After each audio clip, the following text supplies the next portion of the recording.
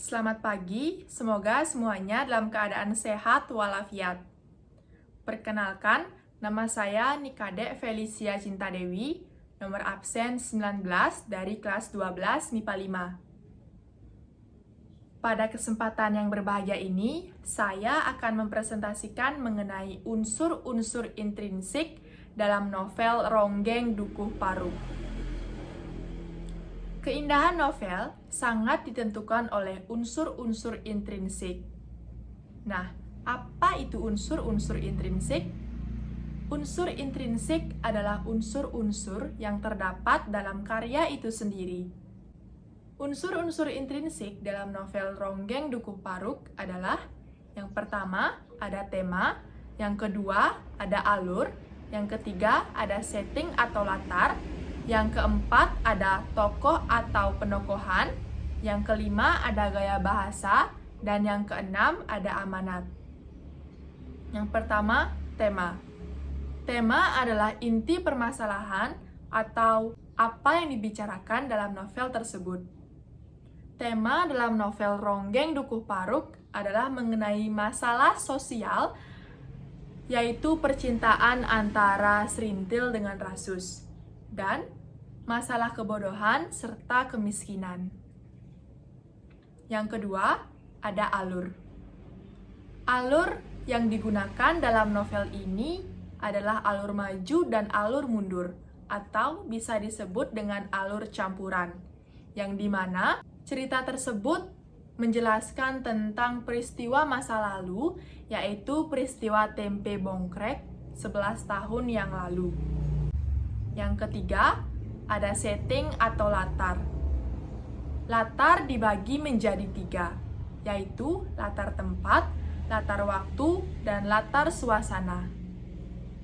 Latar tempat yang digunakan dalam novel ini yaitu Dukuh Paruk, sebuah pedukuhan yang sepi dan jauh dari kerumunan penduduk. Kemudian yang kedua, latar waktu. Latar waktu yang digunakan dalam novel ini yaitu pada pagi hari, siang hari, sore hari, dan malam hari. Yang ketiga ada latar suasana.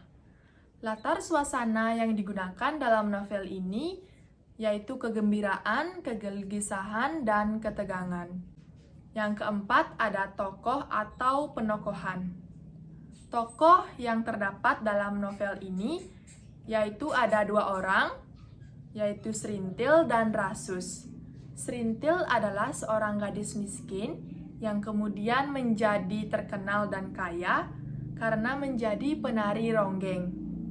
Kemudian Rasus adalah seorang pemuda yang lugu dan polos.